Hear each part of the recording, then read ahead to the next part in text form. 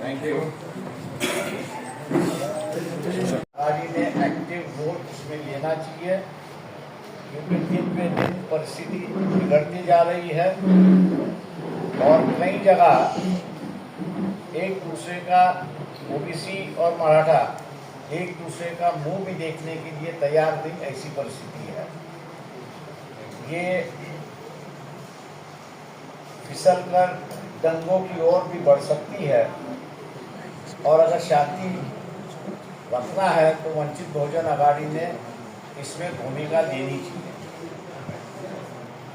State committee की meeting हुई और स्टेट कमेटी के मीटिंग में ओबीसी और नेताओं का जो मांग थी उसको लेके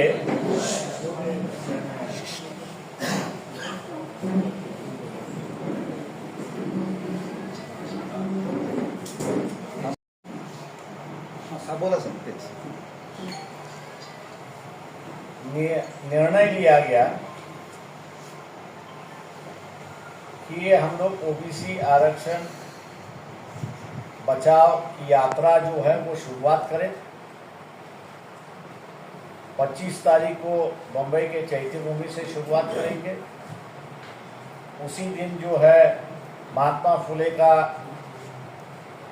जो पुराना मकान है, वाड़ा उसको कहते हैं, फुलेवाड़ा, वहाँ पे जाएगी, नमन करेंगी और मुक्काम के लिए कोल्हापुर में जाएंगे।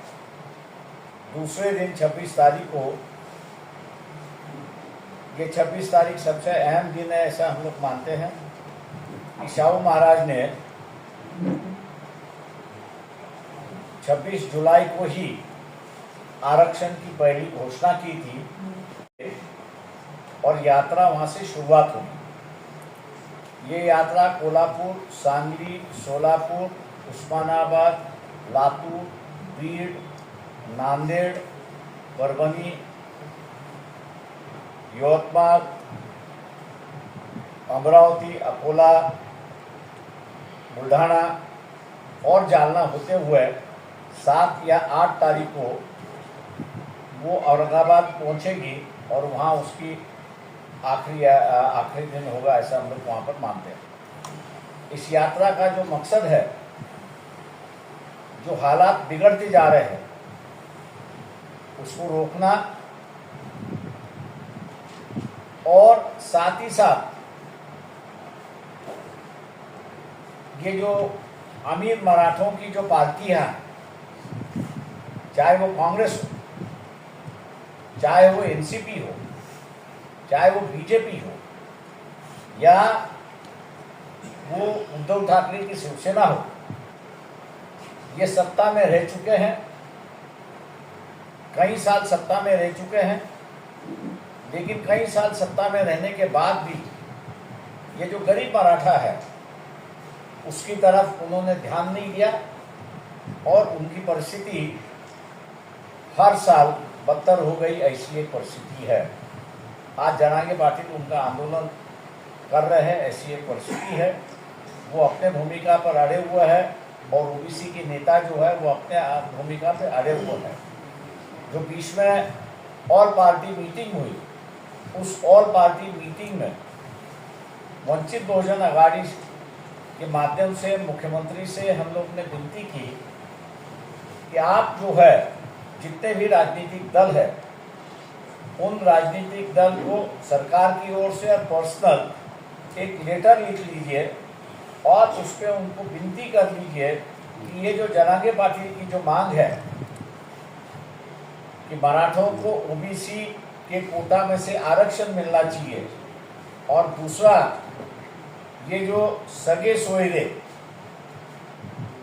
इनको भी मिलना चाहिए, ये इनकी मांग जो है, इन पर इनकी क्या राय है और इनकी क्या सुझाव है।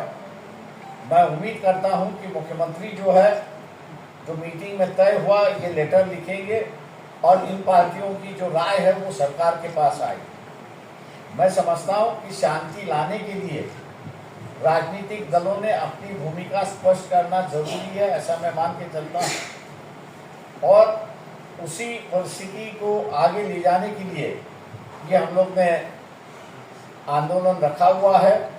इस आंदोलन की जो मांग है, ओबीसी का आरक्षण बचना चाहिए, उसमें किसी का और समाज के लोगों को उसको इम्प्रूव नहीं करना चाहिए। दूसरा जो है कि एमआईएम जो है वो अवसरवादी पार्टी है, उनका मतलब निकल गया। तो उन्होंने जिन ओबीसीओं ने पिछले लोकसभा में जिताने का काम किया और जब ओबीसी का बात आई सत्ता में जाने की तो हाथ खींच के अलग से हो गए। ओबीसी का कहना है कि ऐसे लोगों के साथ में हम लोग ने जाना नहीं चाहिए।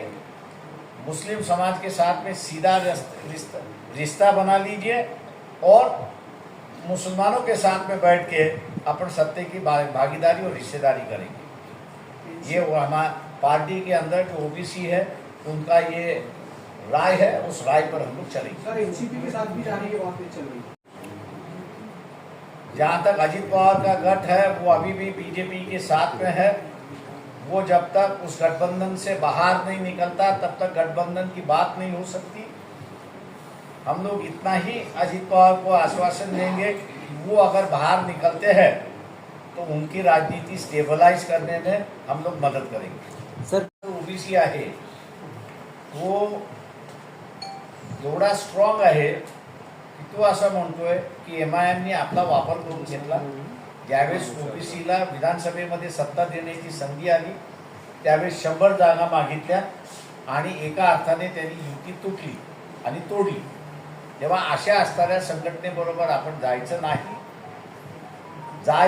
जायचं असेल तर आपण सरळ मुस्लिम समाजाशी बसलं पाहिजे, त्यांच्याशी आपण बसलं पाहिजे आणि त्यांच्याबरोबर बसून डायरेक्ट आपण असणाऱ्या सीट शेअरिंगच्या चर्चा करू, पण इतर कुठल्या संघटनेमार्फत नाही। नाही नाही, त्यांच्यातली काही लोक तुमच्याकडे तुमच्यासोबत आहेत. असं MIM काही मध्ये भेटलेत तुम्हाला असं? नाही, माझ्या अंदाजान नाही, नाही म्हणजे आम्हाला कोणी भेटलं नाही।